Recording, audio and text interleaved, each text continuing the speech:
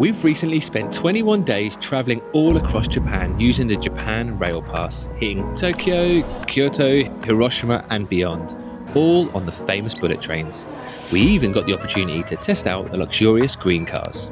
We tracked every single ride and every cost. We'll go through our experiences, our top tips and our honest verdicts, and by the end you'll know whether or not the pass is going to be right for you and your trip. Exploring Japan by rail is something that's been on our bucket list ever since we first heard about it. So let's start with what the pass actually is. The JR Pass gives you unlimited access to all of the trains all around Japan that are operated by JR Rail. And the network is massive. I cannot imagine there's anywhere that you'd want to go in Japan that isn't covered by this pass, and it is exactly what we did. So there are two levels of ticket that you can get. Firstly, there's the ordinary pass, which gets you into the standard seating areas on the train. And secondly, there's the green pass, which is the equivalent, I guess, of first class because it's a little bit more comfortable and a little bit more spacious. And our trip just happened to coincide with our 40th birthday years, so it was a really nice surprise when my parents actually got us the green car pass as a birthday gift. Now there are different duration passes that you can buy. You can get a 7-day pass, you can get a 14-day pass, or like us, we were in Japan for just over a month. We ended up getting the 21-day pass, which means that for 21 days running consecutively from the point of which you start your pass, you're able to use the rail network. Whichever ticket option you go for, they will all include the famous Shinkansen or the bullet trains, but it also covers other express trains, local trains, and even a few buses. The only caveat being they have got to be operated by Japan Rail. There are a few other things just to be aware of that the pass doesn't cover, so we did end up spending out some money on subways and private railway lines just to connect up those JR journeys. There are also two of the very fastest Shinkansens, I can't remember the names of them now, we'll put them on the screen, that are not covered by the pass, but we didn't find that a problem. Either they weren't on the routes that we were taking or there were other options that were covered. We purchased our tickets through japanrailpass.net a couple of weeks before we arrived in Japan. There seemed to be loads of other third-party websites selling a similar sort of thing, but as far as I'm aware, we went for the official one. We certainly had absolutely no problems, whether it be from collecting the ticket to using it on the trains, to the information provided on the website. So that would be a recommendation from us. japanrailpass.net.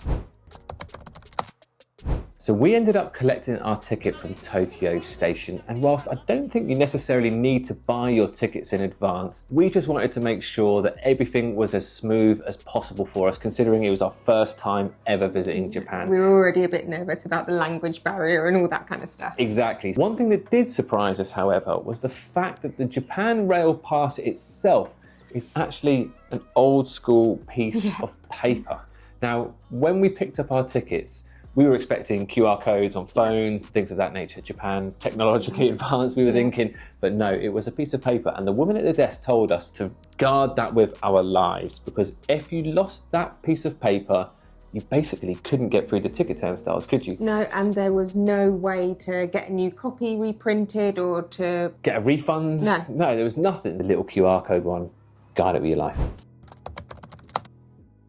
Buying our tickets in advance turned out to be a huge benefit and definitely something that we would recommend because it allowed us to get straight on with reserving our seats across all of our travels. Now, in the green car, reservations are mandatory.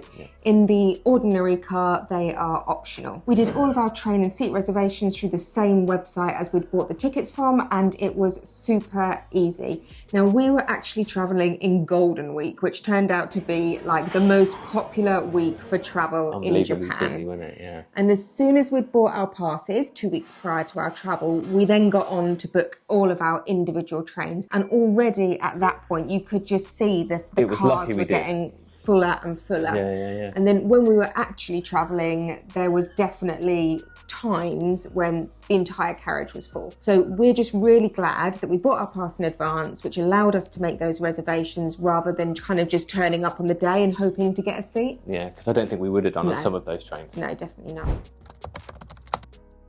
So in terms of using the website to actually book your tickets, it couldn't be easier. So all you have to do is you have to select your place of departure, where you're going to be going, and then you can simply decide whether or not you want to look for trains based on your departure time or by the time you want to arrive. So let's say you want to arrive in Kyoto by 2, you put in from Tokyo to Kyoto, 2 o'clock, and it would give you the trains that get you to Kyoto for 2 o'clock. So it is actually really intuitive and really, really easy to use. And actually something just to be aware of is that most of our journeys, definitely the longer journeys, involved connecting trains. Yeah. So the website works all of that out for you and then gives you kind of recommended connecting trains to make up your entire journey. And you can as well, if you've already pre-booked a journey, you can change that journey. Yeah, So which we did. So if something has changed in your itinerary and you want to move it forward or backwards, you can do that on the website. You literally just go on and change the reservations, and all you're going to end up doing is getting a new reservation ticket. Yeah. Another thing to consider on the trains themselves is the size of your luggage. So we were fine. We literally just had carry-on size luggage. So they fit in the overhead racks, no problem. But our understanding is if you have oversized luggage or sort of larger luggage, you have to try and reserve a space for that in advance. Now, on most of the journeys, we were able to get seats easily enough. But I think if we were looking for oversized luggage or luggage, that would have been even more difficult because there is not a lot of space on those trains for that type of luggage. And I've read that in Japan they really are strict, and if you haven't got your reservation for your luggage and there's not space, you literally just won't be allowed to travel. And that is something in Japan, They follow the rules. you've got to follow the rules. Talking of following the rules in Japan, they are the most organised country that we have ever been to, which when it comes down to the trains is great. And something that we're very much not used to being in the UK. Yeah, it was not at all chaotic. So starting off with the stations, everything is really well signposted. Yeah. It usually has the English signposts as well. Yeah, we were surprised by the amount of stations that actually had English signposts everywhere, In the big kind of connecting stations, it even has like the little pathways that you'll follow to It's all marked on the floor, isn't it? Like if you're on the blue line, for instance, then you can literally follow the blue line all the way through the stations. It's definitely not something to worry about, but something to bear in mind is at those bigger stations like Tokyo and Osaka, they are just massive stations. So when you're booking your connecting trains, just make sure to give yourself plenty of time to get from one platform to the other. Yeah. If you do happen to find yourself getting a little bit lost at the station though, one thing you can definitely rely on is the staff. I was absolutely blown away. There was a handful of occasions where we were in a little bit of a rush, so we just showed our ticket to someone and said, do you happen to know which platform this is on? And considering these stations are, as Rachel said, massive, there was not one time where someone didn't just automatically know what platform it was on and how to get there. So anytime we asked for help, it was brilliant. Google Translate a few times, but it wasn't an issue. It still worked really well. And then after you're standing in your queue, one thing that you can pretty much rely on is your train's going to be on time. Oh, they are punctual. I think that throughout the whole of our travels, there was one train that arrived late, and that was by 1 minute. Yeah. It was 1 minute. Yeah, and there was a big deal made out of it. There was a big deal made out of it, and they got you on the train pretty quick, and they were trying to make up their time. Yeah. So, yeah, you can absolutely set your clock by the time that those trains are going to leave. Okay, so firstly, the green car, and we were expecting really great things, but we were still absolutely blown away by just the level of luxury and the level of comfort. Yeah. We were sitting there in massive kind of chairs that you could recline right back. You've got the adjustable headrests, you've got the footstools, and in terms of leg room, I mean, even Ian, you could spread your legs like completely forward, couldn't you? Yeah, they were absolutely huge. The service was also really good, so not the same on every train, but on a few of them, they came round with some kind of cold towels and with regular rubbish That seemed to be on the longer journeys, to be fair, didn't it? Yeah. The ones that were a little bit shorter, they weren't always doing that. It's worth mentioning that not every train has a green car, so if you do end up buying a green car pass, then there will be some times that you're on trains in the ordinary seats, and to be honest, that's not necessarily too bad a thing. In terms of the standards that we are used to in the UK, Japan's ordinary class is amazing. I'd say it was better than our first class. Yeah, big comfortable seats, spacious, and certainly nothing to complain about. One thing to note is that we didn't see any food and drink being sold actually on the trains themselves. So if you're going to want some lunch or a snack, then just make sure you pick it up from the station beforehand. There is just so much choice in terms of like bento boxes, sushi, whatever you want really. Sandwiches. You're spoiled for choice at the stations. So as first-time visitors to Japan, we felt like our route gave us the best of everything. Big bustling cities, beautiful wildlife, traditional, modern, everything that you would expect in Japan. Yeah, it felt like a really big adventure for us as well, but then being able to travel by rail and with the network just being so great, it somehow just made it easy. We'll give you a quick summary of our destinations, but make sure to check out our channel for more in-detailed videos of everywhere that we went whilst in Japan. And all of our favourite things that we did across the country. Obviously, no first-timer trip to Japan would be the same without soaking up the capital of Tokyo.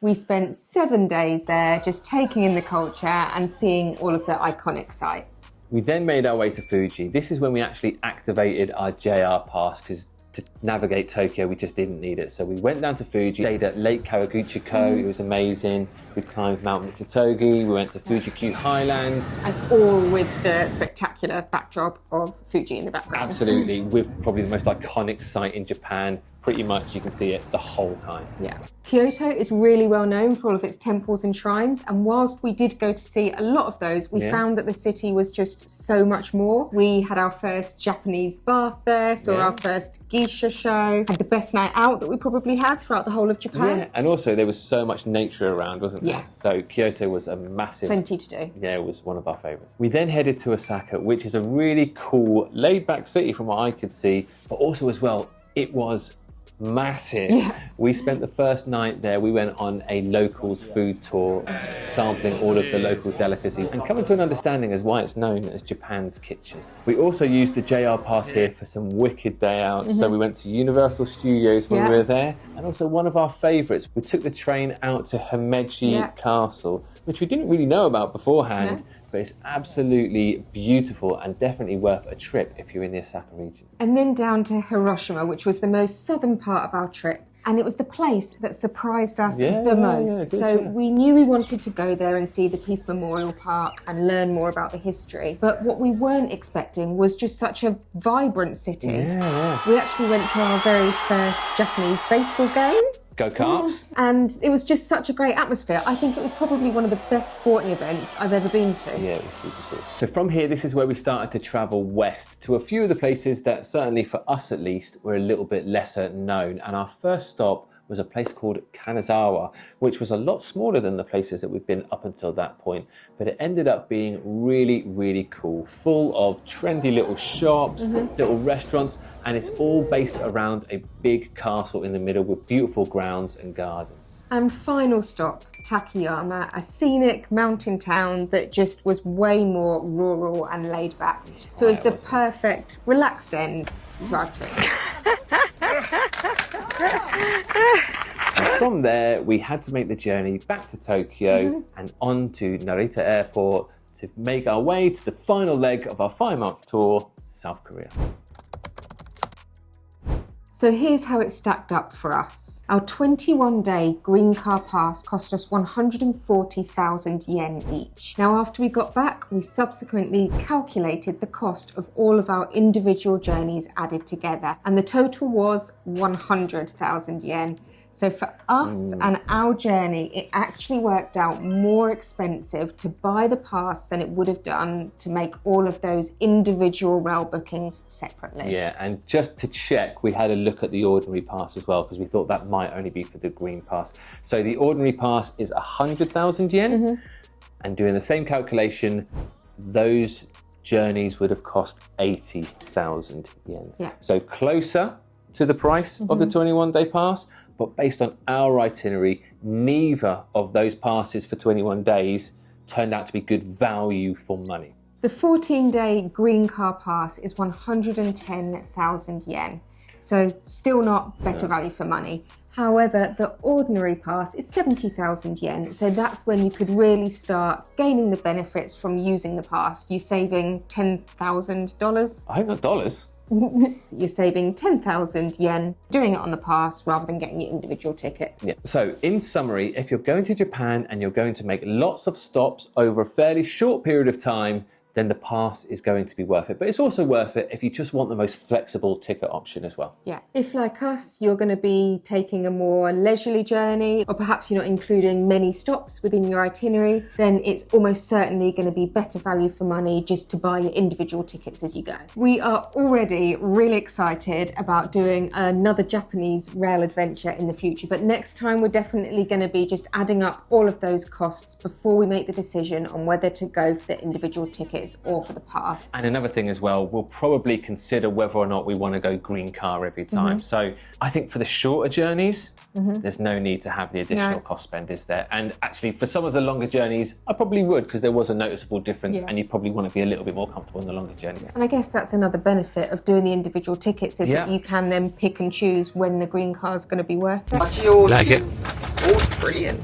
That being said, for our first visit to Japan, we are so glad that we went all in and just did the pass, because we absolutely loved just the ease and the flexibility of it all. It was really good to be able to just plan our route, knowing that absolutely nowhere was off limits just because of an additional cost. Yeah, it helped us in Also, I terms think of some of planning those for that. day trips that we used the pass on, like going out to Himeji Castle and going to Universal, we were kind of just looking for things that we could jump on the train and use our do pass because we were for. using the pass. Yeah, completely agree. We'd probably done Universal, Yeah, but we wouldn't have done Himeji. agreed. So whichever option you end up going for, we can almost certainly guarantee that you will not be disappointed. So we hope you've enjoyed the video and found it useful. If you have, then it would be really helpful if you could give it a thumbs up and subscribe to our channel for far more travel content around the world. But also check out those detailed videos that we've got on pretty much all of the Japan Everywhere that destinations. we went, yes. Thank you so much for watching, and we will see you on the next video.